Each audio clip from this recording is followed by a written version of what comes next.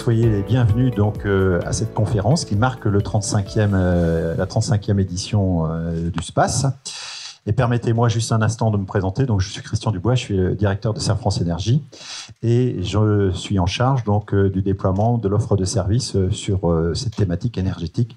Et Dieu sait si elle est au cœur de l'actualité aujourd'hui. Alors, nous allons traiter le sujet qui est ici derrière vous. Donc, comment l'agriculture peut-elle contribuer à notre autonomie énergétique ? Alors, Monsieur Jouzel, peut-être tout de suite un mot pour dire, voilà, nous allons rentrer dans la période de l'hiver. Est-ce qu'on a plus peur de l'hiver plutôt que du changement climatique dans le moment ? Donc, bonjour. Alors, bonjour Christian, bonjour à tous et à toutes. Pour répondre à cette question, est-ce qu'on a... Effectivement, il peut y avoir effectivement un problème d'énergie l'hiver prochain, on le voit bien. Peut-être rappeler qu'en France, quand on parle d'énergie, notre première contribution, ça reste quand même et de loin les combustibles fossiles. Bien sûr, on a une part d'électricité qui est relativement importante, une part de nucléaire, mais disons l'électricité ne représente enfin, ça dépend en termes d'énergie primaire plutôt 40%, mais en termes d'énergie finale moins. Donc, comment fait-on cet hiver pour faire face à, disons, aux besoins énergétiques ? Eh bien, moi, j'ai l'espoir en tant que climatologue que l'hiver sera doux. Ah, c'est très important, en fait. C'est un hiver enfin, il y a peut-être plus de chances qu'il soit doux que le contraire, mais on peut toujours avoir des hivers rigoureux dans une période de réchauffement climatique. En moyenne, les hivers deviennent de plus en plus doux. En moyenne, ça n'empêche pas qu'on puisse avoir un hiver rigoureux.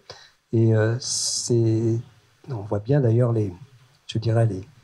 la prudence de notre gouvernement qui nous dit que si on a un hiver très rigoureux, on risque d'avoir des problèmes. Donc mon souhait, c'est simplement qu'on ait un hiver doux et qu'on échappe à ces problèmes parce qu'on a effectivement en France actuellement, donc, par rapport à, bien sûr, à l'utilisation des combustibles fossiles, il y a le problème de l'approvisionnement en gaz. On verra où on en est, on a des réserves.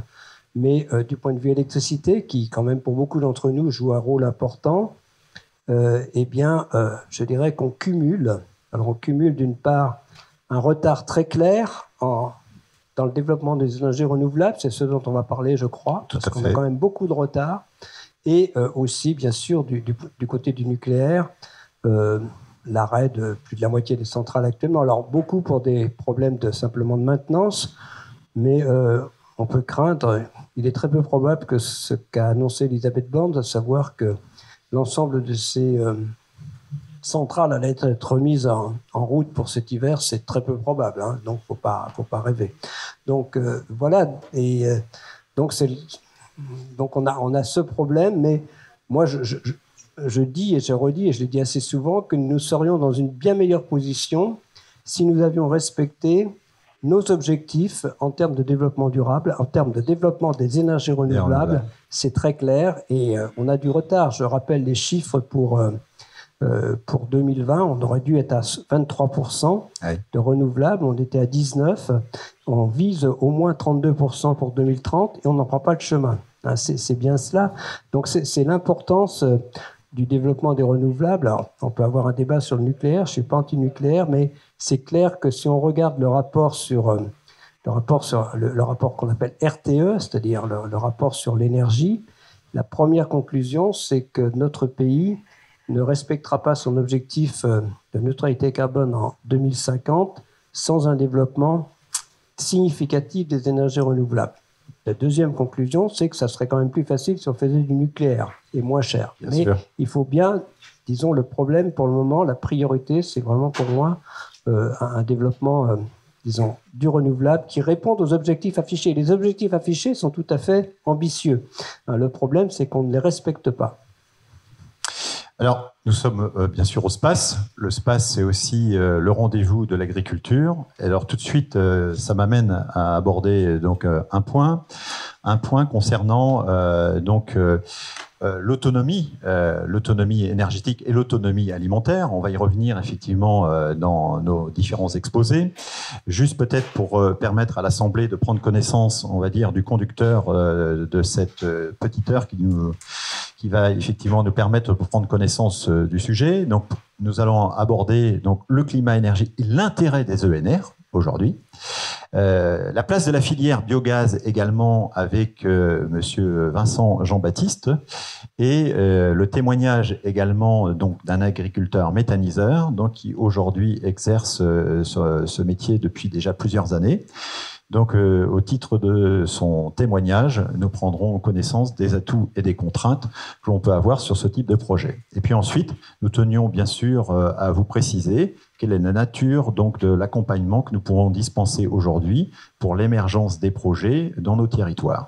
Puisqu'avant tout, c'est un enjeu de territoire, donc le développement, je dirais, de l'énergie renouvelable. Voilà donc en quelques mots ce que je pouvais vous dire sur le programme. Et tout de suite, je reviens sur une autre question. Voilà, sans opposer l'autonomie énergétique avec l'autonomie alimentaire, est-ce que nous avons les moyens de concilier ces deux aspects aujourd'hui, donc sur notre territoire français tout au moins déjà? Oui, je vais commencer à l'échelle planétaire, Christian. Disons que la compétition entre alimentaire et énergétique est vraiment soulignée dans un rapport du GIEC, donc ce groupe intergouvernemental sur l'effet du réchauffement, sur le réchauffement climatique, et disons sur l'utilisation des terres. Un rapport de 2019. Pourquoi il y a-t-il, quand on parle de compétition, de quoi parle-t-il? Eh bien, disons, aussi bien pour l'alimentaire que pour l'énergétique, on a besoin de surface. Quand on parle d'énergétique, eh bien, effectivement, il y a toute l'utilisation de la biomasse, il y a, effectivement, y compris pour le solaire, par exemple, il y a beaucoup de débats maintenant sur les surfaces qui seraient utilisées par les fermes solaires. Un peu aussi pour l'éolien, moins. Alors, le rapport RTE nous dit qu'en France, on aurait amplement les surfaces, en particulier, il y a beaucoup de toits disponibles pour atteindre les objectifs, pour respecter les objectifs que nous nous sommes assignés en termes de renouvelables. Sans forcément distribuer des panneaux solaires sur les terres agricoles.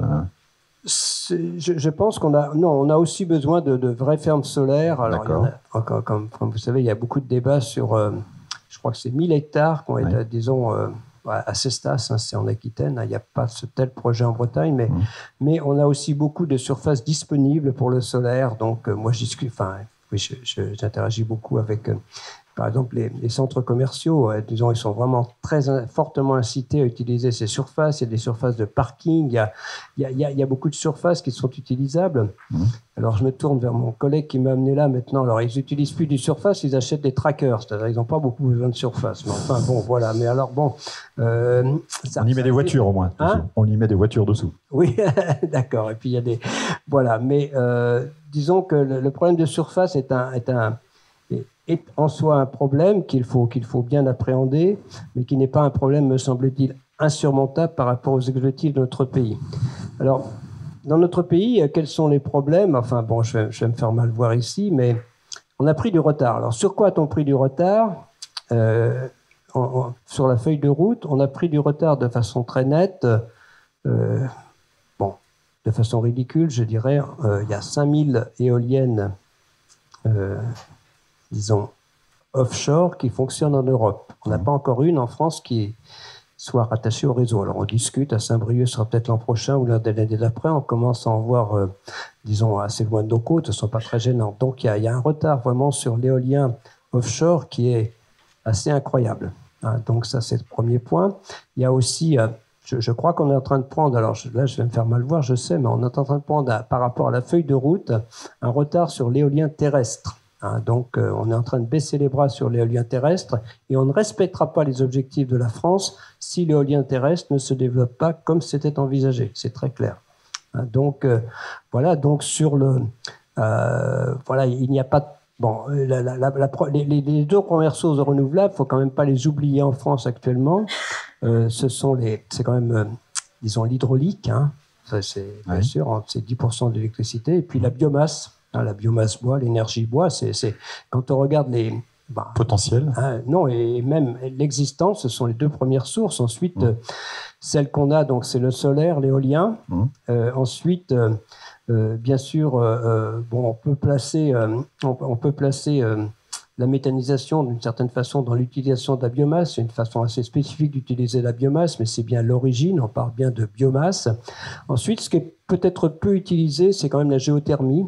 Donc, voilà, mais on parle de plus en plus de pompes à chaleur RO. C'est un peu une géothermie légère. On utilise quand même, quand on le fait dans le sol, on utilise quand même l'énergie du sol. C'est bien, donc il y a beaucoup à faire, d'autant plus que ça permet de la réversibilité, c'est-à-dire qu'utiliser l'énergie dans le sol l'été, ça permet aussi, d'une certaine façon, non pas forcément de produire du froid, ou d'utiliser l'énergie des fleuves, par exemple, voilà, ou des rivières. On voit bien que l'été, ça peut servir aussi de moyen de climatisation relativement doux. C'est tout ça qu'il faut mettre en œuvre dans un pays comme le nôtre, et voilà, en gros, pour réussir en France ces objectifs, il faudrait que toutes les filières aillent relativement rapidement. Convergent rapidement. Voilà. Convergent rapidement. Alors, ça m'amène justement à une autre question. Alors, vous êtes paléoclimatologue. Et avant de rentrer de plein pied, on va dire, sur le questionnement de la filière méthanisation, est-ce que les dés sont jetés aujourd'hui sur le changement irréversible du climat? Oui. Alors, irréversible, oui. Les dés sont jetés, non. Alors, irréversible, oui, disons depuis 50 ans, je dois dire, on dit très clairement que les émissions de gaz à effet de serre sont telles qu'on va vers un réchauffement irréversible. Pourquoi ? Parce que le gaz carbonique que nous mettons dans l'atmosphère, je le redis, à peu près 70% à travers notre utilisation de combustibles fossiles, il y reste très longtemps. Ouais. Et donc, oui, c'est irréversible. Alors, on ne peut pas... Et ça, nous le disons depuis... alors, l'irréversibilité, disons, est vraiment à très long terme. Même si on arrêtait toute émission aujourd'hui, on aurait pour quelques centaines d'années pour revenir aux conditions d'il y a une centaine d'années. Donc, il y a une irréversibilité très longue, mais il y a aussi une irréversibilité encore plus longue si vous êtes dans les régions côtières. Pour l'élévation du niveau de la mer, disons, la mécanique est lancée pour des centaines d'années, voire pour des siècles. Donc, voilà, donc c'est tout cela qu'il faut... Alors, ça ne veut pas dire qu'il faut baisser les bras. Qu'est-ce qu'on peut faire ? Alors, qu'est-ce qu'on ne peut pas faire ? On ne peut pas arrêter le réchauffement climatique. Je dirais que jusqu'à horizon 2040-2050, il est joué. C'est-à-dire qu'on sait que dans nos régions, on va prendre en moyenne 1 degré supplémentaire, qu'on aura des vagues de chaleur plus fréquentes, plus intenses, qu'on aura des sécheresses probablement un peu plus, disons, ce qu'on appelle des sécheresses météorologiques, c'est-à-dire des périodes sans précipitation un peu plus longues. Voilà. Et en plus, même dans une région comme la Bretagne, où, disons, c'est les régions du nord de la France, une des constantes, c'est que l'évaporation augmentant, eh bien, le débit des fleuves, c'est-à-dire les eaux de surface, vont être moins disponibles. C'est-à-dire que le débit des rivières en Bretagne, mais ça vaut aussi pour la Saint-Loire-Normandie, dans toutes les fleuves. On voit bien aussi pour... Est-ce qu'il faut... D'ailleurs, justement, vous parliez de la Bretagne là, à l'instant, là. Est-ce qu'il faut se préparer justement à un autre paysage, à d'autres cultures, très prochainement pour nos agriculteurs? D'abord, la Bretagne, par rapport au problème de l'eau, n'est pas quand même la région la plus vulnérable. Ce qui ne veut pas dire qu'il ne faut pas porter de l'attention au problème de l'eau. Oui. Parce qu'en plus, on a quand même une caractéristique, ça dépend où on est, mais c'est quand même des eaux de surface. Il n'y a pas beaucoup de réserves très profondes. Il y a d'autres régions qui peuvent aller... Donc, oui, nous devons, dans une région comme la Bretagne, de porter de l'attention au problème de l'eau. Voilà, donc, plus que la population, les activités industrielles qui sont souvent assez gourmandes vont plutôt avoir tendance à se développer dans nos régions. Donc oui, il faut porter. Alors, du point de vue agricole, je pense qu'il faut absolument penser aller vers une adaptation. On ne peut pas continuer, disons, soit des pratiques culturelles, soit des variétés, soit effectivement, et essayer d'aller vers une agriculture moins consommatrice d'eau au départ. Alors, disons, bien sûr, on peut avoir de l'efficacité dans l'utilisation de l'eau. Ensuite, on utilise beaucoup mieux l'eau, ceux qui irriguent, qu'il y a 50 ans. Donc voilà, il y a aussi des méthodes pour utiliser. Donc c'est tout cela, l'efficacité dans. Mais je pense que globalement, on ne peut pas ne pas penser à une modification des types de cultures ou des pratiques culturelles avec l'idée de consommer moins d'eau, y compris en Bretagne. Vous avez participé à 250 publications. Et dans ces publications, le maïs fait partie notamment d'une culture importante dans notre zone d'élevage. Est-ce que déjà vous avez émis, on va dire, un schéma de restriction pour implanter les maïs dans nos territoires? Non, donc c'est pas, disons, mon domaine de recherche sur lequel j'ai publié. Je dois en être beaucoup plus maintenant, mais c'est pas très bon. Non, j'ai surtout mon domaine d'expertise, c'est vraiment les variations climatiques, bien sûr du passé, mais dans notre laboratoire, dans notre institut, on a beaucoup justement des grosses équipes qui travaillent sur l'agriculture, sur aussi les forêts. Donc, ce sont des domaines qui m'intéressent. Ouais. Non, il y a pas, disons, moi-même, je ne suis pas du tout intervenu dans ces domaines, mais voilà, ce que j'ai fait, je m'y suis intéressé. Disons, par exemple, sur le problème de l'eau, j'ai effectivement lancé avec Julien de Normandie, il y a maintenant 3 ans, je pense, je ne veux pas me tromper, mais ce n'est pas très grave, donc le Varenne de l'eau. Donc, j'avais été invité avec Thierry Caquet, qui était de l'INRA. Et le souvenir que ça m'a laissé, c'est que Julien de Normandie avait beaucoup de mal à comprendre que, même dans une région où les précipitations étaient en moyenne constante, la disponibilité de l'eau diminue à cause de l'évaporation. Et ça, c'était terrible parce qu'il ne voulait pas comprendre ça. C'est le problème. Donc, il le savait très bien, c'est pas le problème, mais on voit bien que, donc l'eau va devenir moins accessible, c'est très clair. Ce sont des débits des fleuves et des rivières qui vont diminuer de 20, 30, 40%, y compris pour la Vilaine probablement. Donc, c'est bien ça qu'il faut avoir en tête. Donc oui, il faut réfléchir à l'eau. Je pense que la façon d'y réfléchir, les agences de bassin sont des endroits de concertation, donc il faut peut-être agir au cas par cas. J'ai pas de doctrine, mais bien sûr qu'il faut penser à préserver l'eau. Il faut que chaque communauté sache qu'elle n'est pas la seule à utiliser l'eau. Bien sûr, il y a le monde agricole, mais il y a l'alimentation, il y a l'énergie, il y a le tourisme.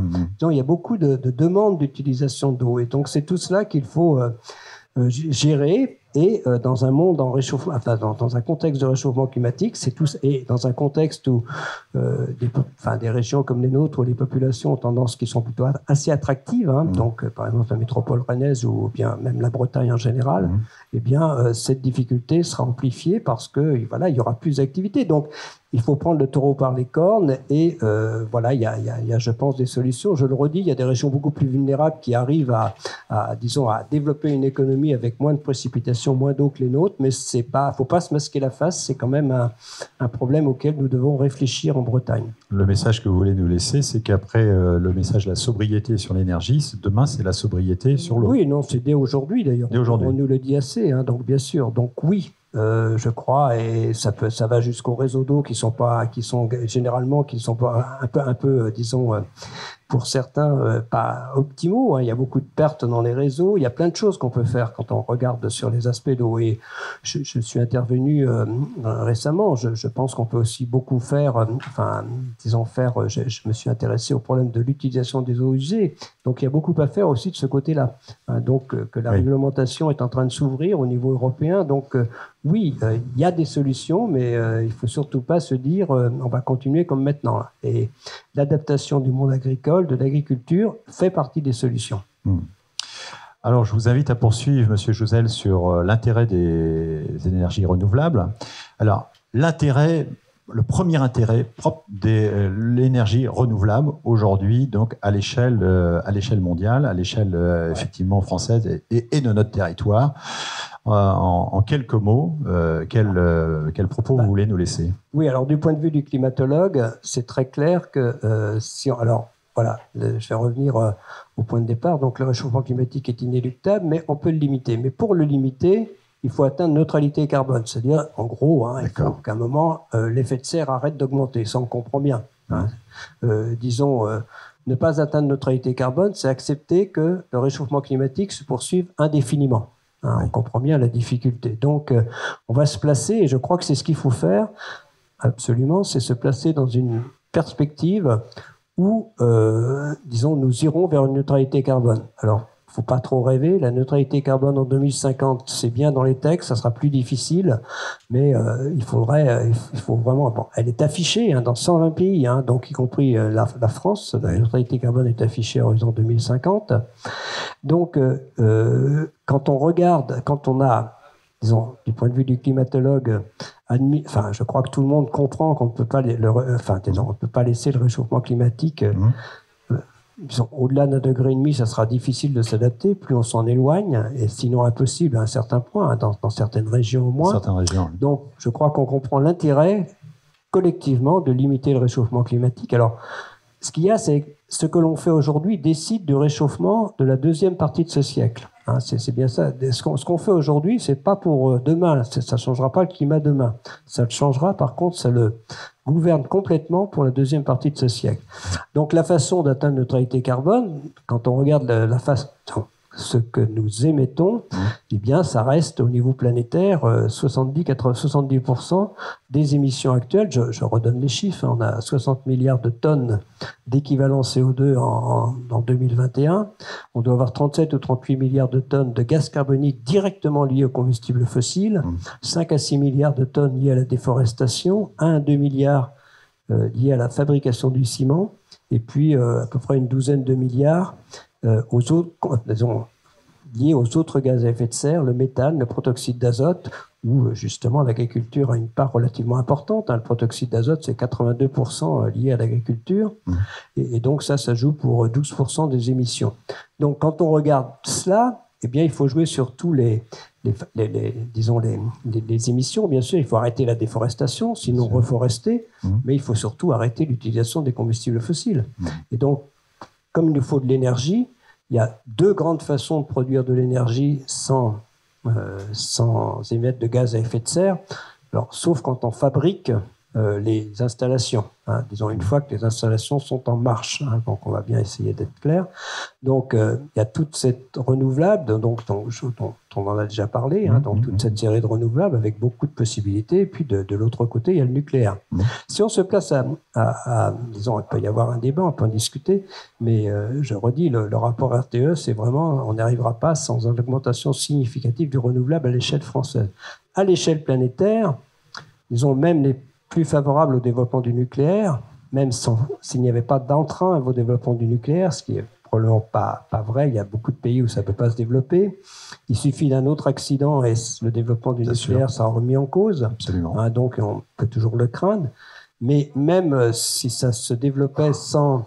Actuellement, il faut donner un chiffre. Actuellement, en termes d'énergie finale, le nucléaire, c'est 2% de l'énergie mondiale. Il faut bien comprendre ça. Et on n'atteindra pas plus...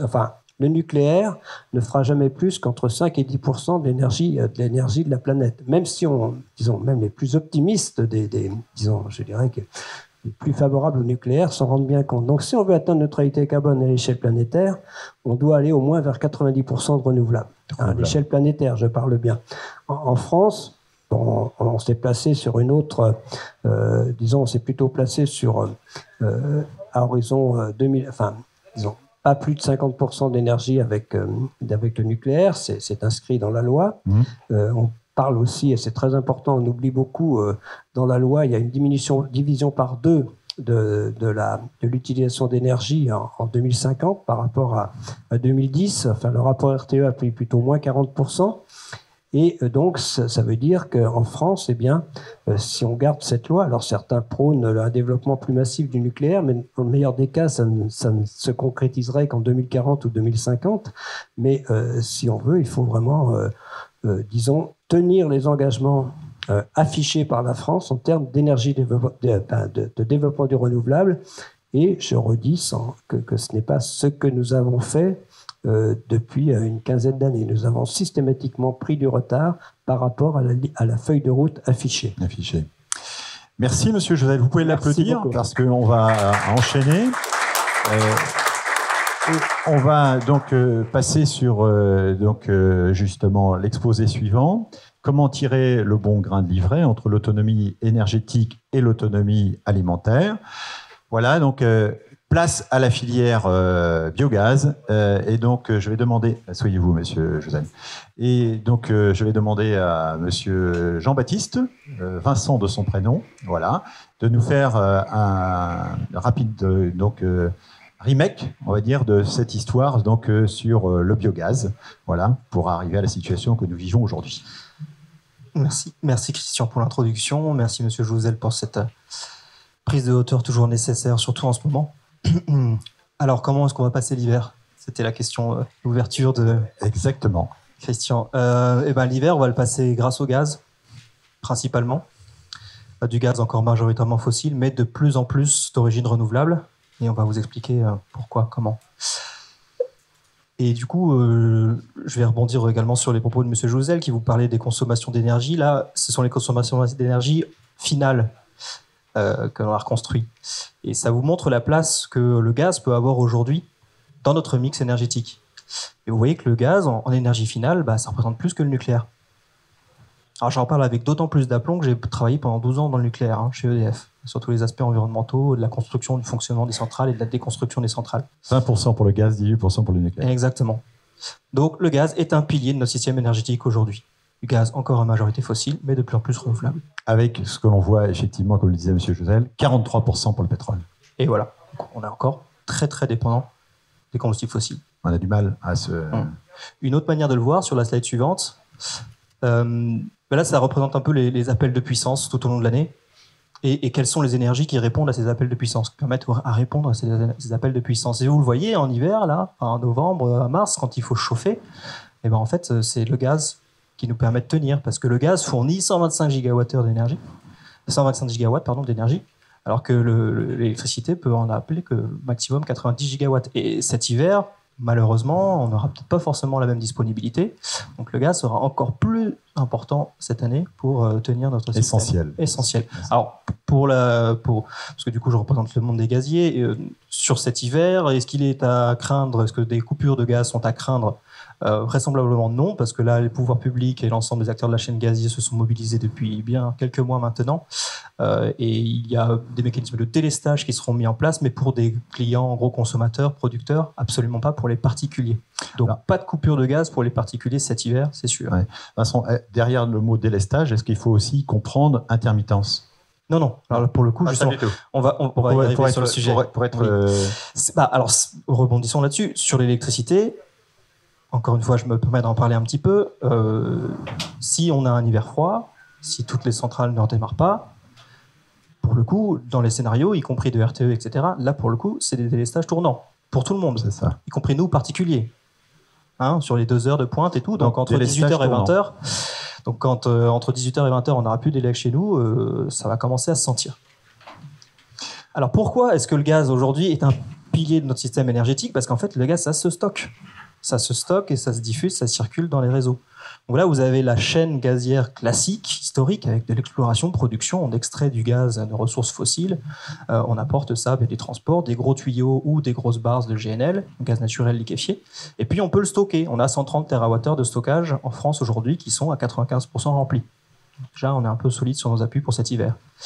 Et ensuite, on le distribue, donc on l'achemine jusqu'à vous, jusqu'aux consommateurs finaux. Et là, ça me permet de parler donc de l'activité de GRDF. Nous, on est gestionnaire de ce réseau de distribution. Voilà. On n'est pas producteur de gaz, on gère ce réseau. Mais ce réseau qui est un actif stratégique, vous l'avez compris, pour la résilience de notre système énergétique. Et GRDF, dans sa mission de service public, il y a l'exploitation de ce réseau, faire en sorte que vous ayez du gaz tout au long de l'année, tout le temps, etc. Mais il y a aussi pérenniser cet actif-là, qui n'est pas un actif du passé, qui n'est pas un actif lié au monde historique du fossile, parce que ça va être l'actif qui va permettre le développement des gaz renouvelables. Alors, la question évidente que tout le monde avait, donc combien de gaz on fait venir de Russie? En France, en fait, c'est que 17%. C'est pas énorme. Pas tant que ça, finalement. Pas autant. C'est pas la même chose que nos voisins, qui sont plus proches des tuyaux. Et puis là, ce qui était une éventualité est maintenant une réalité. Le robinet est coupé, est tari, et on voit les impacts que ça a aujourd'hui sur notre système énergétique. Donc comment est-ce qu'on peut remplacer cet approvisionnement? L'Europe, donc pour la slide suivante, si tu peux passer Christian, pareil, c'est mobilisé assez vite en disant comment est-ce qu'on va gérer ça? a mis en place son plan, enfin a annoncé son plan REPowerEU en se disant il faut aller chercher du gaz autre part. Donc faire venir du gaz par du GNL, donc ces fameuses barges là. Oui, et puis il parle évidemment de production de biométhane, d'hydrogène, de biométhane local, donc stimuler la production locale. Ça, c'est le deuxième point, accélérer massivement le déploiement des énergies renouvelables. Et ils mettent évidemment en 3, faire d'importantes économies d'énergie.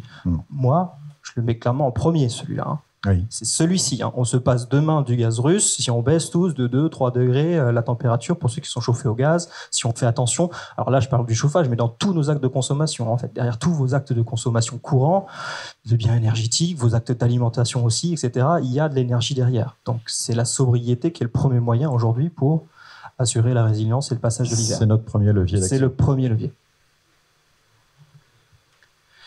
Donc, comment est-ce qu'on peut aussi donc s'affranchir des gaz fossiles et puis surtout miser vers l'avenir? Aujourd'hui, il y a une filière mature qui permet sur le territoire de produire du gaz renouvelable, c'est la méthanisation. Donc la méthanisation, c'est quoi? C'est des gros digesteurs qu'on alimente en biomasse. Des résidus de l'agriculture, ça peut être, alors les stations d'épuration c'est un cas particulier, mais ça peut être des déchets des collectivités et des ménages, les biodéchets, ceux que vous commencez déjà à trier chez vous et qui vont devoir être, à partir du 1er janvier 2023, triés, collectés sélectivement et valorisés.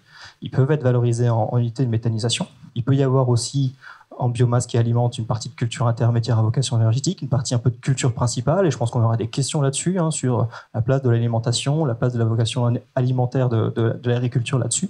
Donc on met ça dans un digesteur, ça produit du biogaz. Ce biogaz, si vous êtes trop loin du réseau ou si vous avez un besoin de chaleur sur votre ferme, vous pouvez directement le passer dans un moteur, ça vous fait de l'électricité et de la chaleur, vous pouvez la valoriser, et si vous l'épurez, vous avez donc du biométhane qui en fait a exactement les mêmes caractéristiques que le méthane. Et vous injectez ça dans le réseau et vous contribuez à la résilience énergétique nationale. Juste pour rester sur cette slide-là, la méthanisation, c'est pas... En fait, il y a plein de fonctions. Moi, je représente GRDF, donc on la voit comme une fonction de production d'énergie. Production de biométhane, production d'électricité ou de chaleur. Mais en fait, vous voyez, ça a aussi une fonction de traitement des déchets. On peut traiter des déchets, y compris des déchets agricoles, donc des effluents d'élevage, par exemple. Et puis, il y a une autre fonction qui prend encore plus de valeur aujourd'hui pour le monde agricole, c'est la production de digestat.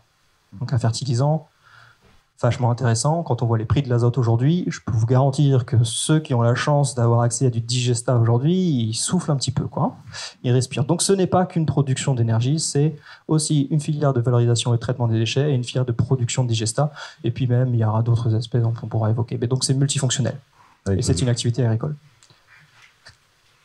Alors aujourd'hui, une réalité. Ça, ce sont les chiffres que je sors sur le site qui s'appelle Open Data Réseau Énergie. Donc, c'est disponible sur Internet. Il y a ce qu'on appelle un indicateur gaz renouvelable mensuel qui est construit, qui vous permet d'aller voir sur votre... Parfois, c'est même à la maille de la communauté de communes. Là, c'est à la maille départementale que je vous le montre, mais ça c'est fait au niveau régional. 14% des consommations de gaz, alors c'est facile, c'est en juillet, il y a assez peu de consommation, mais 14% des consommations de gaz en Ille-et-Vilaine ont été couvertes par du gaz renouvelable. En juillet, là. Oui, c'est intéressant. C'est déjà une réalité. Et cette réalité de production de gaz renouvelable, on est au space. En fait, c'est possible grâce au monde agricole. C'est le monde agricole aujourd'hui qui produit le gaz. À 80%, c'est le monde agricole qui produit le gaz renouvelable. Vous voyez, hein, sur les 7,8 gigawattheures, alors ça a changé depuis hier, je pense, hein, parce que là, il y a de nouvelles unités qui se montent quasiment tous les jours. Mais voilà, vous avez 80% des capacités installées qui sont des sites agricoles autonomes ou agricoles territoriaux. Le développement. Voilà, qui remonte le développement en décembre 2017, assez peu. Et puis à la fin de l'année, 515 sites, on l'espère, voire plus. Là, on a déjà, je crois, il y a plus de 90 sites qui ont été mis en service. Enfin, ça va très très vite. Pour le coup, Monsieur Jouzel, on a la chance, dans cette filière, d'avoir un développement qui est en ligne avec les objectifs PPE. Après, on peut se demander si les objectifs PPE sont suffisamment ambitieux. C'est une autre question. Et pour terminer, sur l'aspect énergétique, ça, ce sont des petits crobards de l'ADEME que j'aime bien. Alors, les petits trucs en bleu, c'est moi qui les ai rajoutés. Mais ça vous montre les principaux postes de consommation énergétique du monde agricole. Le monde agricole, aujourd'hui, consomme énormément d'énergie. Premier poste, ce sont les tracteurs et engins agricoles. En gros, c'est le GNR, quoi. Et pouf, avec le biométhane et avec la méthanisation, on a potentiellement une solution intéressante avec le bio-GNV là. Je laisserai Olivier vous parler d'un joli tracteur bleu qu'il a en test sur son exploitation aujourd'hui même, qui tourne au biométhane. Biométhane produit par l'unité qui est sur sa ferme. Donc, principaux postes, toujours le GNR pour les ressources fossiles liées aux engins agricoles. Un autre gros poste qui est lié aux émissions indirectes, et je vous en ai un peu parlé, c'est l'azote. 25%. D'où il vient l'azote aujourd'hui ? L'azote aujourd'hui, il est produit, il est issu d'un procédé extrêmement dépendant des ressources fossiles. On prend du gaz naturel, on fait du vaporéformage, on casse la molécule CH4. D'un côté, on récupère l'hydrogène, et cet hydrogène est utilisé dans un processus très énergivore, qui s'appelle le processus Haber-Bosch, qui vous permet de recombiner l'hydrogène avec le diazote de l'air, et vous faites de l'ammoniac. Donc aujourd'hui, le monde agricole est extrêmement dépendant des énergies fossiles, y compris pour ses apports en azote. Et bien là, Digesta. En fait, Digesta, les plantes, elles font mieux. La luzerne, elle fait mieux. Tout le monde fixe l'azote. Le passage de la biomasse dans un digesteur qui minéralise l'azote vous donne un digesta avec de l'azote directement, très intéressant pour les plantes. Ça peut ouvrir une voie, des perspectives pour libérer le monde agricole de cette dépendance très forte à l'énergie fossile. Et le petit dernier, alors je représente GRDF, donc je parle de la méthanisation en injection, mais j'ai mis quand même la cogénération pour le chauffage des bâtiments d'élevage, pour des ateliers de séchage, ça a du sens aussi. Tout à fait. Et le petit dernier, je l'ai mis, c'est CO2 biogénique. Ce fameux biogaz dont je vous ai parlé, là, c'est 40% de CO2, 60% de méthane. On est pur, on utilise le biométhane aujourd'hui quasiment pur, 99% qu'on injecte dans le réseau. Le CO2, aujourd'hui, oui, il part un petit peu aux petits oiseaux. On est sur du CO2 biogénique, hein. Pour en parler. Mais ce CO2, il est très intéressant potentiellement. Il peut être valorisé par des serristes. Aujourd'hui, il y a des serristes qui récupèrent le CO2 biogénique d'unités de biométhane d'unités de méthanisation pour injecter dans leur serre. Mais demain, le CO2 qu'on retrouve dans des boissons qu'on connaît tous, gazeuses, etc., ça pourrait être du CO2 biogénique issu de biométhane. Et c'est parce que le CO2 qu'ils utilisent aujourd'hui dans les bouteilles, c'est du CO2 d'origine fossile. Hein. Voilà. Donc une autre manière de se libérer de notre dépendance aux produits fossiles. Et de valoriser les déchets. Et de valoriser également les déchets. Alors justement, au niveau de ces déchets, vous avez fait tout à l'heure allusion aux biodéchets, avec également les exigences qui vont se mettre en place à partir de janvier 2023. Vous avez un rôle important aujourd'hui dans le développement de la filière. Comment percevez-vous aujourd'hui le développement justement de la collecte de ces biodéchets et quel rapport de force on peut avoir face à de gros acteurs que l'on connaît tous, hein. Comment notre agriculture peut justement parfois substituer le maïs en silage dans les digesteurs par des biodéchets. Est-ce qu'on a demain les moyens de pouvoir mieux organiser, on va dire, cette filière des biodéchets? Ça va dépendre de la capacité des acteurs agricoles à s'organiser pour aller justement proposer des solutions aux collectivités et leur dire, bah oui, moi, je suis en mesure de récupérer vos biodéchets, de les valoriser, sachant que les communes ont l'obligation de mettre en place le tri à la source, etc. Donc, ça va dépendre de l'organisation du monde agricole. Voilà. Et ce que je peux vous dire, c'est que, typiquement, GRDF, au travers d'appels à projets, de nombreux appels à projets, un nouveau là, qui est en cours, qui vient de se terminer, on pousse, on catalyse, on invite les collectivités et les acteurs agricoles à travailler à des véritables projets concrets aujourd'hui, une poubelle mise au milieu d'un lotissement qui va aller récupérer les biodéchets et qui va directement se retrouver sur le méthaniseur. Enfin, toutes les solutions innovantes qui permettent aujourd'hui cette valorisation.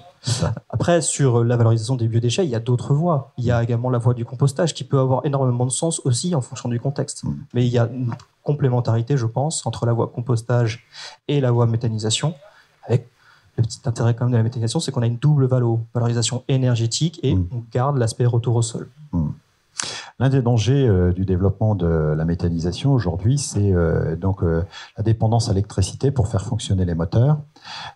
Quel est effectivement, on va dire, le supplétif que l'on peut avoir justement pour permettre de passer, je dirais, la difficulté que l'on a aujourd'hui. On a tous entendu fin août, le coût de 1000 € le mégawattheure en électricité. Comment fait-on pour faire fonctionner le méthaniseur dans un contexte comme celui-ci ? Alors, la problématique de l'augmentation des coûts de l'énergie, elle s'est fait sentir assez rapidement pour des activités qui consomment beaucoup d'électricité. Et effectivement, un méthaniseur, il faut faire tourner des pompes, il faut faire tourner un épurateur, il faut que ça consomme pas mal d'électricité. Donc assez vite, ils s'en sont rendus compte. Aujourd'hui, ça concerne tout le monde. Hein. Enfin, je veux dire, le boulanger, là, s'il n'a pas sécurisé ses prix sur 2023, vous discutez avec le boulanger du coin, il se demande s'il va pas augmenter le prix de la baguette en janvier, là. Mais ça, c'est une priorité. Alors, pour revenir à la méthanisation, comment s'en sortir vis-à-vis de ça? Voilà, on fait le lien avec les autres modes de production d'énergie renouvelable. On parle du solaire, l'autoconsommation avec les panneaux solaires. Je pense que aussi Olivier pourra vous en parler. Je crois qu'il a jusqu'à 15 ou 25% de ses besoins qui sont couverts par l'autoconsommation solaire. Et ça, GRDF, dans son rôle d'accompagnement, pousse, invite et informe et met les acteurs autour de la table, crée des guides pour favoriser ces solutions-là. On a peut-être aussi la possibilité de consommer le propre gaz produit par l'unité de méthanisation pour produire l'électricité. Tout à fait. Il faut le dire ici à l'Assemblée. Combiner. Voilà, combiner, en fait, ce que je vous parlais, la cogénération. Vous utilisez une partie de votre biogaz pour produire de l'électricité que vous autoconsommez. Ça, aujourd'hui, ce sont des solutions qui sont regardées. Je pense qu'il y a beaucoup d'exposants qui sont sur ces sujets-là et de gens qui participent au SPAS qui vont se renseigner aujourd'hui sur ces sujets-là. Merci, monsieur Jean-Baptiste. Vous pouvez l'applaudir également. Merci, Vincent. Vous pouvez effectivement regagner votre place. Et tout de suite, je vais enchaîner. Je vais appeler et je vais remercier monsieur Jean Jouzel. Merci monsieur Jean Jouzel parce qu'il est très très sollicité. Merci à vous donc pour votre intervention. Vous pouvez le saluer. Merci à vous. On va poursuivre et on va rentrer cette fois-ci dans le côté pratique et sur la méthanisation. Monsieur Bouchonneau, donc vous êtes le président de Serre France Énergie, mais vous êtes avant tout agriculteur, méthaniseur. Vous avez aujourd'hui donc plusieurs années d'expérience derrière vous. En quelques mots, présentez votre exploitation si vous voulez bien. Puis, bonjour à tous. Donc Olivier Bouchonneau, je suis donc éleveur de porc à Saint-Christophe-du-Bois près de Cholet, dans le Maine-et-Loire. J'ai 250 truies, 140 hectares de culture, je dirais vraiment en périphérie de Cholet. Je me suis associé avec 3 autres exploitations pour une réflexion il y a plus de 10 ans, puisqu'on avait une grosse contrainte par rapport à l'environnement. Donc 3 exploitations laitières où on a donc créé Agribiométhane en 2010 et en avril 2014 on a injecté les premiers normomètres cubes de gaz dans le réseau de GRDF. Alors peut-être avant de rentrer tout de suite dans le côté très pratique, quel était le moteur du groupe pour justement faire naître ce projet de méthanisation? Il faut se dire les choses, en fin de compte, parfois on n'avance que par les contraintes. Et les contraintes environnementales qu'on nous avait imposées, qu'on nous impose dans l'élevage, faisaient que j'avais un souci de plan d'épandage et il fallait vraiment que je trouve une alternative, comme mes collègues, pour pouvoir continuer à garder mon autorisation, puisque on a un fort développement, comme partout ici dans l'Ouest, des zones, on va dire, d'habitat ou de zones industrielles, qui fait qu'il fallait trouver cette alternative. On a cherché, on était d'abord parti sur la cogé, mais on n'avait pas du tout de rentabilité. On est parti sur l'injection, puisqu'il y a eu un décret qui est apparu pour pouvoir ouvrir GRDF devait ouvrir son réseau à l'injection de biométhane. Donc, ça a été le début de l'histoire. D'accord. Alors, parlons tout de suite, effectivement, des atouts que vous avez pu tout de suite cerner avec le développement de ce projet. Voilà, vous avez précisé les choses à 3 niveaux. D'abord, l'intérêt sur l'exploitation. On y reviendra après sur le territoire et sur le pays. Alors, vous pouvez commenter peut-être déjà. Oui, alors sur mon exploitation, il y aurait bien d'autres choses parce que c'est-à-dire que j'ai vraiment le sentiment que, sans prétention, mais je suis parti dans une aventure. Je ne connais pas la fin. J'ai l'impression de tirer un bout de fil d'une pelote de laine, puisque la première chose, c'était de répondre à la réglementation. Et ce qu'on voulait, c'est que au bout du bout, ça fasse, le produit charge, ça fasse 0, quoi. On cherchait pas parce que on voyait bien que c'était un peu compliqué quand même. Mais donc, nous, on est parti dans l'injection, mais on peut très bien partir en électricité. Je ne l'ai pas cité, mais depuis, on a installé une station où on délivre du gaz, du biogaz qui va dans les véhicules. On a ouvert en 2017 une station où on fournit le carburant. Après, au niveau des cultures, au-delà de la couverture des sols, c'est aussi le digesta. Alors, c'est une autre façon de travailler, c'est un autre regard qu'il faut avoir. Mais encore l'année dernière, on a très peu mis d'azote minéral. Le digesta ne convient pas en sortie d'hiver. Ça, faut être. On a besoin la plante a besoin d'un petit dopant pour pouvoir démarrer, qui est l'azote. Mais après, tout le reste de mes cultures, blé, maïs, tout est fait avec le digesta. Et puis, on a aussi des diversifications qui peuvent se faire avec le CO2. On a regardé ce dossier-là. Alors, tout ça, je vous parle de ça avant la crise, parce que depuis la crise, il y a bien des choses qui changent. Mais avant la crise, le CO2 qu'on pouvait produire sur l'exploitation était autour de, on va dire, 120-130 euros la tonne. Quand les séristes l'achetaient 90 euros, donc on n'était pas placé et on n'a pas donné suite. Mais ça reste dans un coin de notre tête, quoi. Après, au niveau à l'échelle du territoire. Ouais, à l'échelle du territoire. On est ici au SPACE. Pour moi, ça, j'en suis convaincu. Un jeune qui veut s'installer ou même qui est installé et qui entend parler d'un projet de méta sur son territoire, ne pas s'y intéresser. Je ne dis pas qu'il faut y aller, mais ne pas s'y intéresser, pour moi, c'est une erreur stratégique. Ça, j'en suis. Alors après, il y a plein de choses à mettre en place et autres. Ça, c'est un autre débat. Mais je veux dire, au moins regarder le dossier. Après, ce qu'on s'est rendu compte, si vous voulez, alors nous, l'unité, elle traite en gros 17 à 18 000 tonnes de déchets agroalimentaires et on traite que des déchets, des déchets agricoles. Et on traite 6 à 7 000 tonnes de déchets agroalimentaires. On ne met aucune culture, et ça a été un préalable vraiment à la constitution d'Agribiométhane. On avait déjà des difficultés, si vous voulez, à avoir assez d'autonomie avec notre foncier. Il n'était pas question de mettre du végétal dans la méta. Aujourd'hui, donc, on a toujours cette ligne de conduite. C'est vrai que le monde bouge, puisqu'en 2014, on nous payait pour collecter les déchets, et aujourd'hui, on paie pour récupérer certains déchets. Est-ce que c'est grave? C'est le marché, c'est la loi de l'offre et la demande. Au tout départ, quand on a démarré, faut pas oublier qu'on avait nos amis belges ou allemands descendaient des camions même jusqu'en Bretagne pour collecter des déchets ici. Donc voilà. On a fait un pas supplémentaire, c'est au printemps, où on a, puisqu'on voit que le marché se raréfie, il y a une grosse concurrence qui est quand même sur le monde du déchet.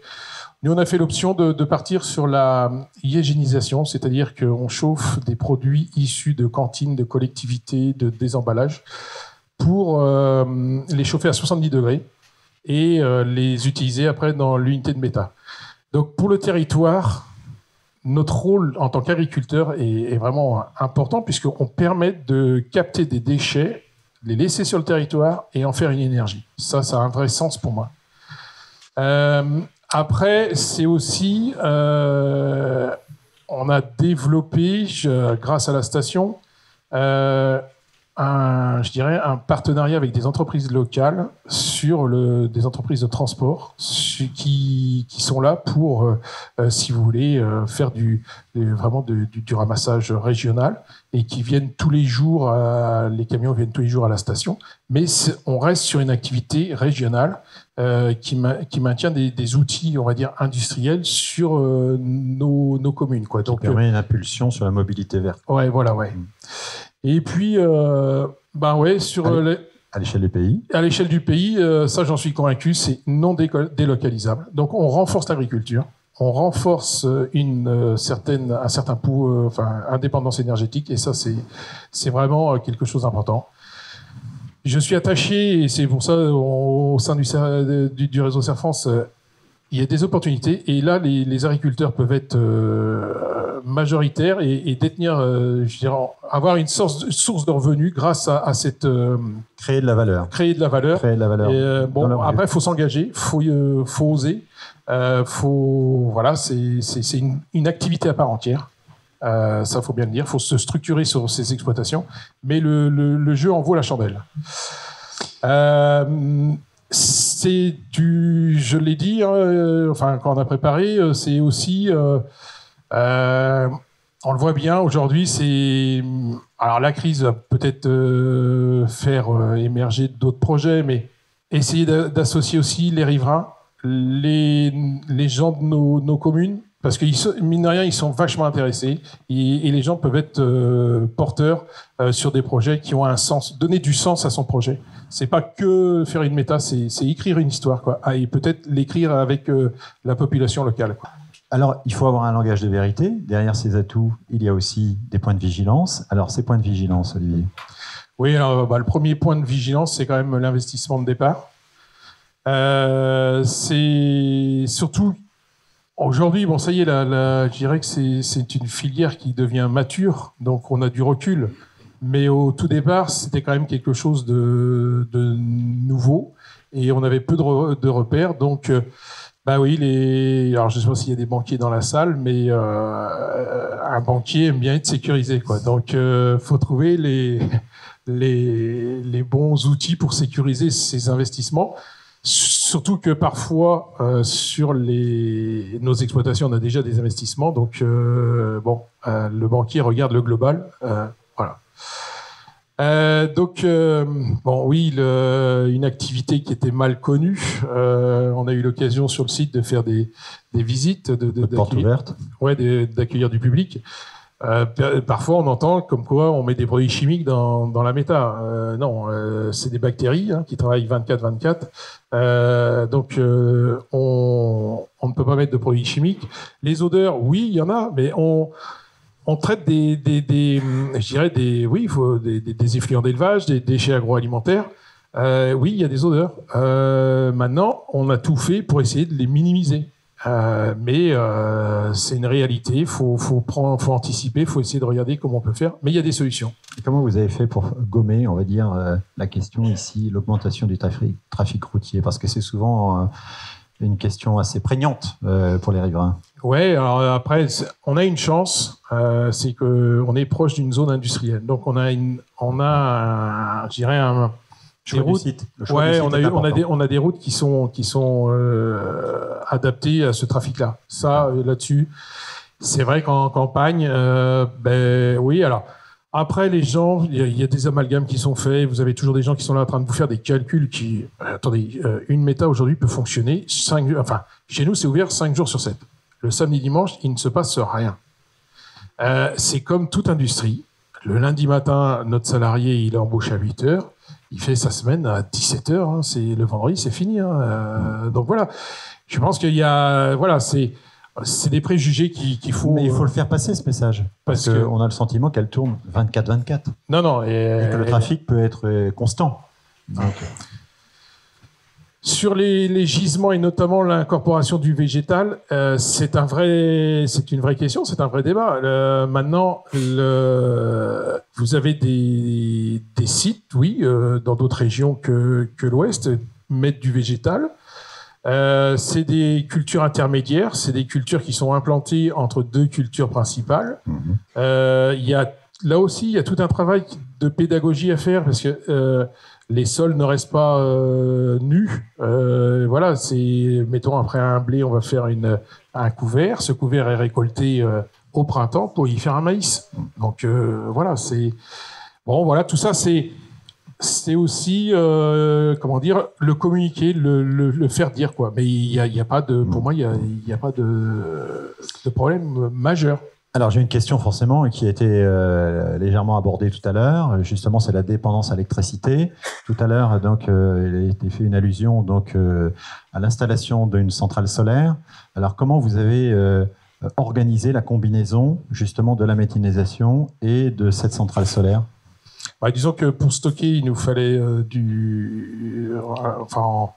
on louait un hangar et bon, pour le démarrage, on pouvait pas tout faire. Et là, on a depuis 3 ans, donc on a refait un hangar avec panneaux photovoltaïques dessus, où on arrive à peu près à 25% de... En gros, notre consommation électrique tourne autour de 80 000 euros par an. Là, aujourd'hui, on arrive à peu près à 25% on produit 25% de notre consommation. D'accord. Merci Olivier. Voilà, vous pouvez l'applaudir également. Et je vais inviter Monsieur Erwan Porot. Bienvenue Erwan. Bonjour à tout le monde. Je vais te laisser te présenter. Donc, tu officies en qualité de consultant sur la Bretagne. Donc voilà, je te laisse la parole.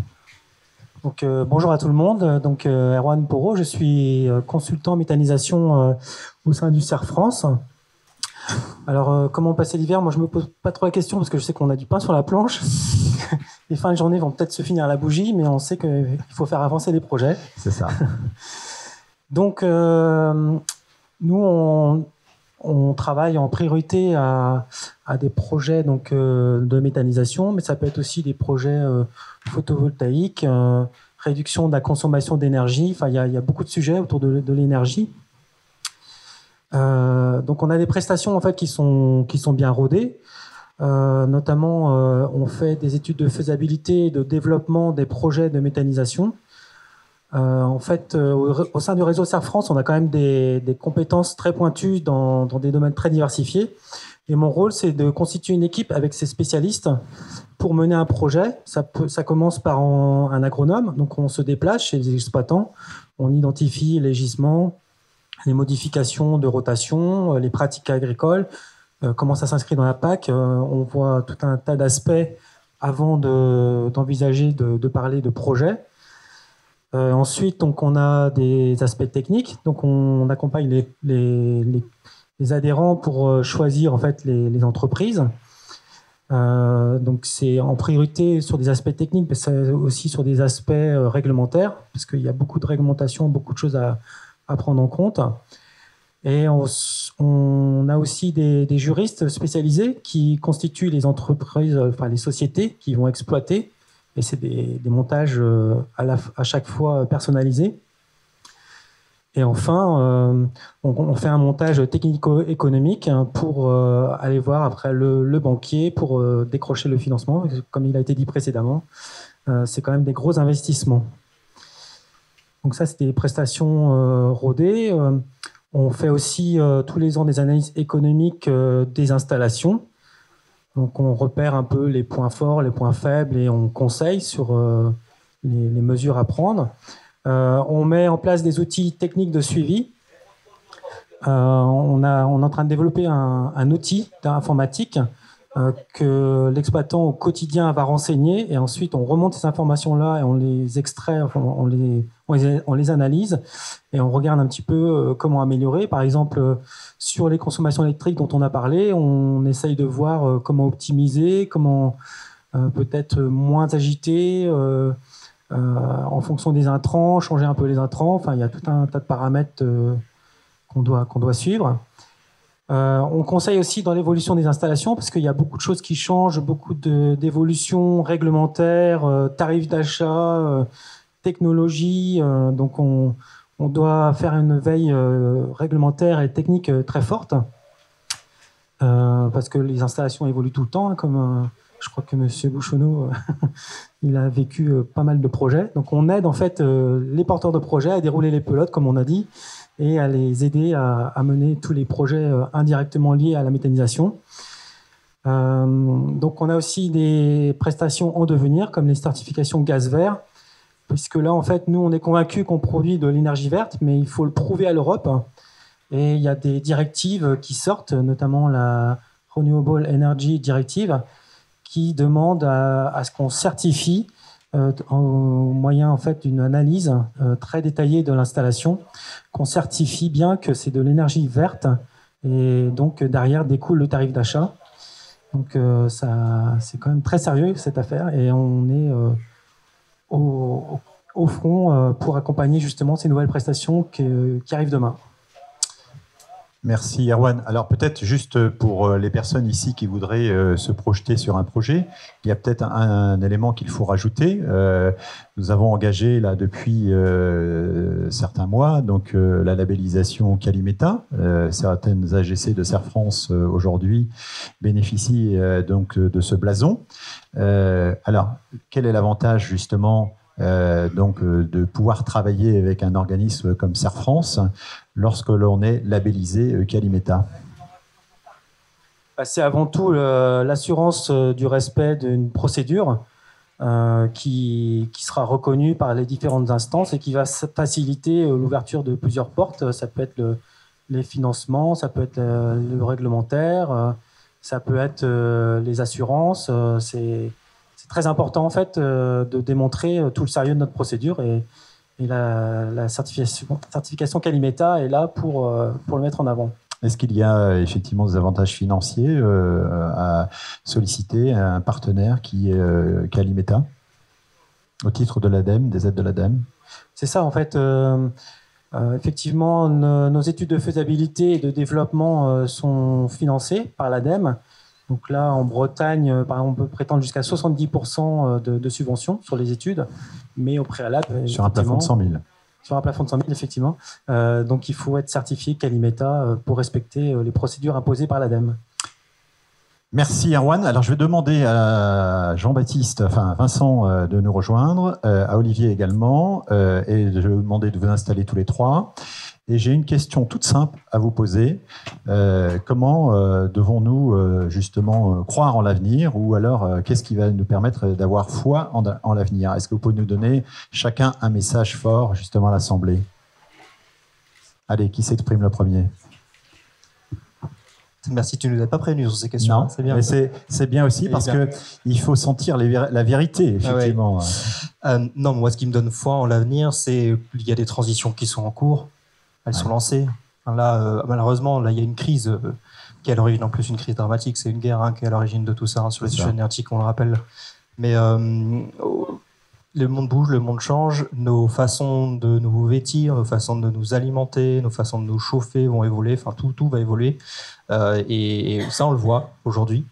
Et puis, pour rebondir sur le sujet de la méta, c'est qu'aujourd'hui, il y a quelque chose qui fonctionne. Oui, ça marche sur les territoires, ça tourne, c'est mature. Oui, c'est perfectible. Oui, il y a des sujets sur lesquels il faut qu'on fasse attention. La concurrence avec l'alimentaire, ce genre de choses. Donc il y a besoin de vigilance, mais ça fonctionne, ça tourne. C'est en fort essor, c'est en fort développement. Et ça, on espère que notre administration va ouvrir les yeux et que beaucoup d'accélérateurs qu'ils ont mis en 2011 en mettant ces tarifs qui ont permis l'émergence de la filière, clairement il faut le dire, à un moment donné ils se redisent aussi on va continuer, on va le pérenniser. Donc la pérennisation du tarif d'achat et l'émergence, même plus que l'émergence, le développement et le bel essor des gaz renouvelables et de la méthanisation, c'est aujourd'hui ce qui me fait espérer pour notre avenir énergétique et commun. Merci Vincent. Olivier? Oui, par rapport à ta question, Christian, moi, c'est ce que je dis. Je suis d'abord agriculteur, je suis pas gazier, mais j'ai surtout renforcé mon exploitation et bon, j'ai encore quelques années à travailler, mais c'est aussi un moyen pour attirer des jeunes. J'ai des enfants, s'ils sont en train de regarder ça. Quand je dis qu'il y a je tirais la pelote. J'ai commencé à la tirer et puis un jour je pense la transmettre et ils auront eu aussi leurs opportunités, donc je les encourage évidemment. Après c'est aussi je pense qu'il y a un grand besoin là que l'administration lâche un peu pour que d'autres projets puissent sortir, puis que d'autres histoires s'écrivent, parce que il y a des vrais, on est capable de répondre à cette problématique du moment. Et là, c'est toujours souvent sous la contrainte qu'on fait avancer, quoi. Donc là, aujourd'hui, on a les éléments pour faire, accélérer le processus, quoi. Mais il y a plein d'opportunités à saisir. Pour enthousiasmer les projets, on va dire. Merci Olivier. On va passer la parole à... Je peux changer de casquette? Allez-y. Parce que là, j'ai mis la casquette gazier, mais en fait, j'ai la casquette mari d'agricultrice. Je suis quasiment agriculteur. Là, j'utilise ce joker-là. Vous n'avez pas dit ça. Et non, moi, je ne l'ai pas dit. Donc, du coup, on n'est pas méthaniseur. En revanche, on est associé avec Ouais. On est en famille avec quelqu'un qui a une unité de méthanisation en cogénération depuis 7 ans en exploitation. Grande culture céréalière et élevage associé, donc polyculture élevage. Il a converti 50% de sa sol en bio il y a 2 ans grâce au Digesta. Ah oui, voilà. Encore une externalité positive voilà, qu'il faut souligner, effectivement.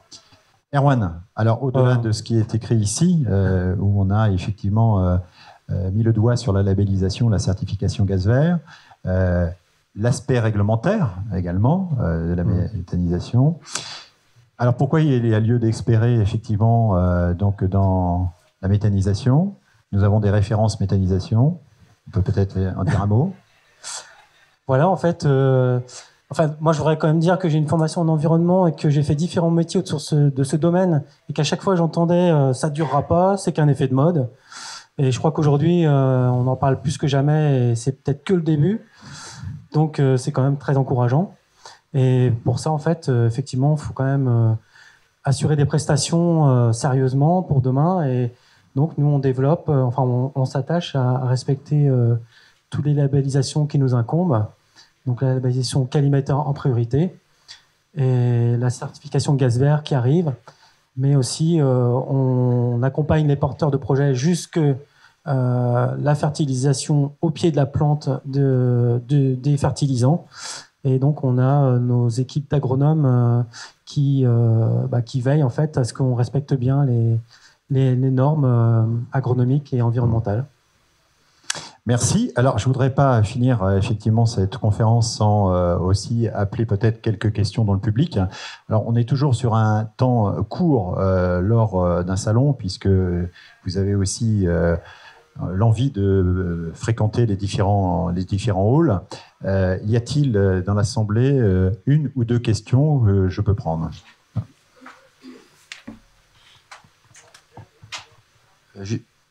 Juste sur les unités de méthanisation, est-ce qu'il existe déjà des unités de méthanisation qui sont autonomes énergétiquement? Complètement. Ça existe ou pas? On y travaille en fait en cogénération, tout à fait. En cogénération, en fait, vous produisez le biogaz, vous l'acheminez dans un moteur de cogénération et en fait, on peut autoconsommer l'électricité produite par le moteur de cogénération avant d'injecter le surplus dans le réseau. C'est ça, ouais. Et on peut déployer ce modèle sur les unités d'injection aujourd'hui, potentiellement. Tu peux mettre aujourd'hui sur une unité qui est en injection un petit moteur de cogé qui lui permet de moins soutirer ou plus soutirer d'électricité au réseau. Une autre question?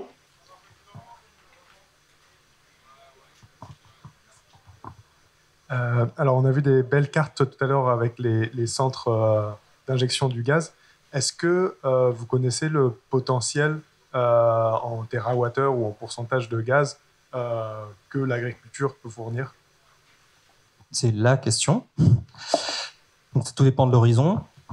On peut parler des études prospectives à 2030, 2050, etc. Je préférerais plutôt parler de chiffres qui sont sortis tout récemment, donc en tout début septembre, qui ont été publiés par France Agrimer, le ministère de l'Agriculture, dans le cadre de l'Observatoire national des ressources en biomasse, qui fait l'exercice du parc de méthaniseurs installés, cogénération plus injection, et qui pose la question, est-ce qu'il y a assez de biomasse pour l'alimenter? La réponse est oui. Et quand ils font l'exercice de rajouter au parc actuel les nombreux projets qui sont ce qu'on appelle dans la file d'attente, donc en tout, ça ferait près de 1900 unités, donc à l'horizon 2023, 2024, 2025, quoi. C'est ce qui se construit en ce moment, c'est ce qui est en projet. La réponse est également oui. Il y a quelques points de tension sur des ressources très spécifiques, mais la réponse est oui, il y a la surface, il y a les surfaces, et il y a la biomasse suffisante pour les projets qui sont dans le pipe. Et après, pour ce qui est des horizons plus lointains, la réponse à la question va dépendre des transitions aussi, des transitions à l'œuvre dans le monde agricole. Donc l'évolution du monde de l'élevage, l'évolution de nos pratiques agricoles. On parle des cultures intermédiaires, des libérations de surface et de la biomasse qu'on pourra apporter. Voilà, dans les discours, nous, on dit 20% de gaz à l'horizon 2030, donc 20% de gaz renouvelable à l'horizon 2030, donc plus de 50 TWh. Voilà. Donc après, c'est les discours, les prospectives. Donc, mais moi, je préfère vous parler des chiffres un peu plus durs publiés par l'Observatoire national des ressources en biomasse en tout début septembre. C'est dispo sur le site du ministère. Une autre question? Hop.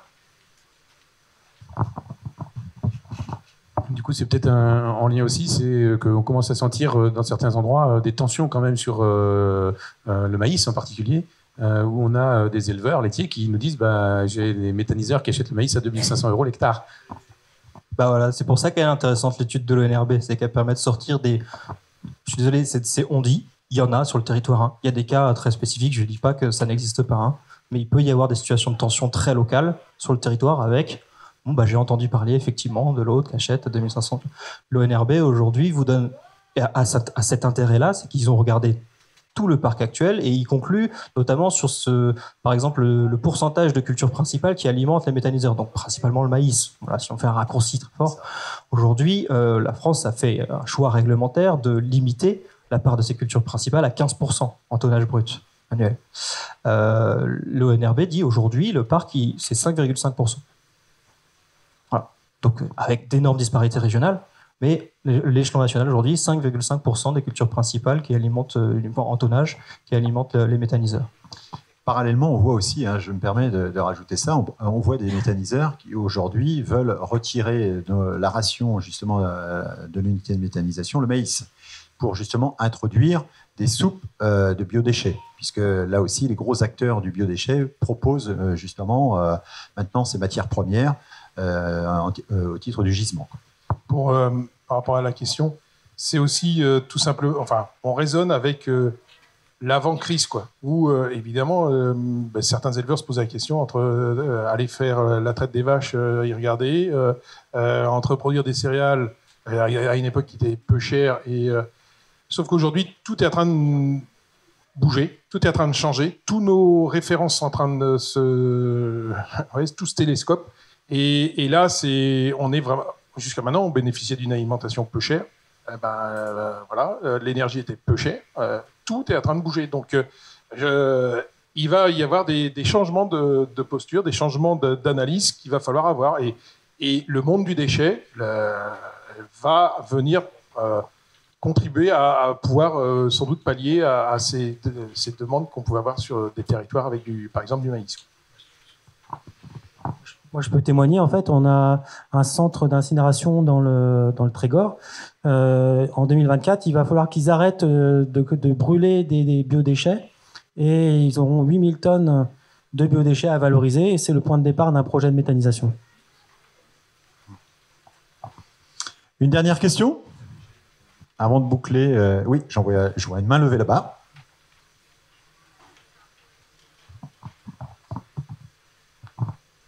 Bonjour, Dominique Villery, groupe Eureden. Dans le groupe, nous avons à peu près 260 producteurs de volailles de chair qui se posent beaucoup de questions sur comment vont-ils faire pour chauffer leur poulailler l'hiver prochain. Est-ce que pour ces gens-là, on peut espérer demain des solutions type cogénération à l'image de ce qu'il existe, par exemple, chez les serristes? Parce que c'est une idée superflue. Oui, clairement, en fait, on peut avoir des synergies comme ça pour chauffer des bâtiments de volailles ou autres. Là, c'est plus de la cogénération, puisque la cogénération utilise le biogaz pour créer simultanément de l'électricité et de l'eau chaude. Donc, cette eau chaude peut servir après à alimenter un aérotherme pour envoyer de la chaleur dans les poulaillers. C'est assez simple, en fait. Voilà, s'il n'y a pas d'autres questions, le moment est venu de boucler effectivement cette conférence. On s'était donné 1h15, on a su tenir notre timing. Merci aux intervenants, vous pouvez les applaudir très fort, parce que c'est un exercice. Voilà.